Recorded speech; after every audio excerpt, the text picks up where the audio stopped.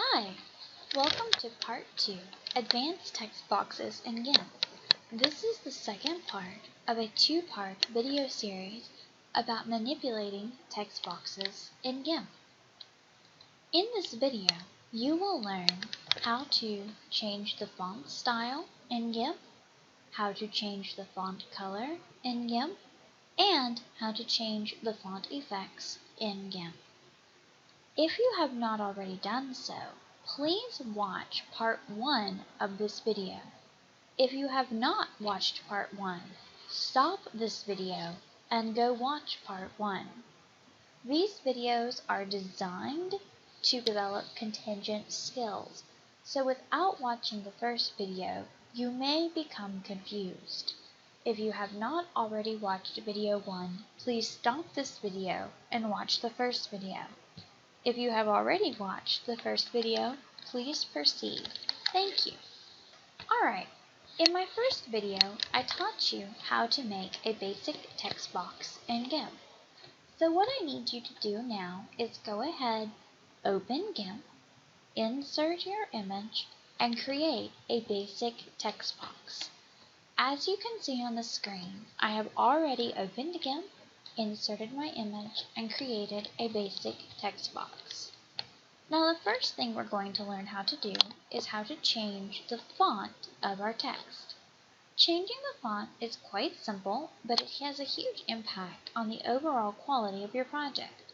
Once you have your image uploaded and your text box created, you will highlight the font you wish to change, and you will take your cursor up into the floating text box above. As you can see now, there is a little box that says Sans. So what you will do, you will type in the type of font you would like to have. For example, I'm going to try Times New Roman bold. You click on that, and the font will be changed. The downside of changing your font in GIMP is that you do not have the sample list of all the different fonts. You have to just pick the font. The downside of changing your font in GIMP is that you do not have a sample list of different kinds of font.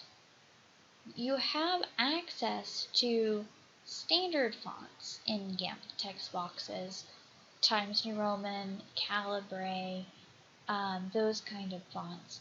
However, you don't have some of the fancier fonts like Chiller or any of the more exotic options. However, you do have a basic standard palette for changing your font style. The downside of changing the font in GIMP is that you have to know the name of the font you'd like to change it to, so this requires quite a bit more legwork. So while you are designing your design in GIMP, just go ahead and be prepared and have a concept in mind about how you would like to change your font. The next step we will learn is how to change the font color. To change the font color in GIMP, highlight the font you would like to change, and then you will come to this little black button, click on the floating toolbox where it says Change Color of Selected Text, and it will take you to a little menu that has a color wheel. While on the color wheel, just pick the color you would like to change it to. I'm going to change my font to blue so it'll be easiest to see.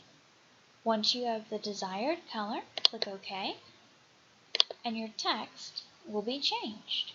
This completes how to change the font color in GIMP. The last feature that we're going to cover in this video is how to change filters in GIMP. Adding filters to your text is always exciting, and GIMP offers quite a few ways that you can continue manipulating and make your text more exciting. I'm going to show you a few options. What we're going to do in order to change the filter in GIMP, you're going to highlight the text you would like to change, and you're going to take your cursor and you're going to come up to the top to filter. Now, as you can see, once you've clicked on the filter button, you have a huge drop-down menu. Some of these drop-down menus are applicable to text, some are not. What we will focus on right now are light and shadow. Click on light and shadow and pick your favorite effect. I'm going to click on Sparkle. And I'm going to click on OK. And as you can see, my text is highlighted. It's a very subtle change, but you can see there is more highlighting in the text. Anytime you are trying to create multiple layers in GIMP, you will need to click on the Create New Layer button. It's a little window. You will be prompted to do this, so just remember it. It can get a little annoying from time to time, but just be prepared. The next thing I'm going to show you is how to animate your text. You will highlight the text you'd like to animate in GIMP, come up to the filter, scroll down, and click on the Animation tab. Now, as you can see, there are several options in GIMP for how to animate, but I'm going to click on the rippling animation. Click on the rippling animation, and it will take you to a page, and you will have to pick how many frames you want to ripple. I'm going to make it 20 so it's a little bit easier to see. Click on OK. The computer will spin and wait. As you can see, I now have an example of rippled text. Another animation, highlight your text, click on the spinning globe, click OK, and you can now see that your text has been changed to look like it is spinning. This one is a little harder to see, but it's pretty impressive. Another animation that is fun are waves. Click on the waves button, click OK, and you will now see that it looks like your text is moving around. Another feature you can do with filters, you can also change the light and the shadow. When you want to change the light and the shadow, you will click on the light and the shadow button, and you can play with effects, all of these effects on the above list. Today I'm going to show you drop shadow. You will click on the drop shadow button and click on it to apply. Click on the little prompt and click OK. And as you can see, my text now has a shadow behind it. This concludes part 2 of advanced text box manipulation in GIMP. This is realistically just the tip of the iceberg. There are many, many more things you can do to manipulate your text box in GIMP. However, the purpose of this video is just to give you a taste of text box manipulation. So thank you for watching. I hope you have a beautiful day. Bye. Thank you. This video is brought to you by the Professional Writing Club. For more information, follow us on Twitter at PWClub at UAB and like us on Facebook at Professional Writing Club at UAB.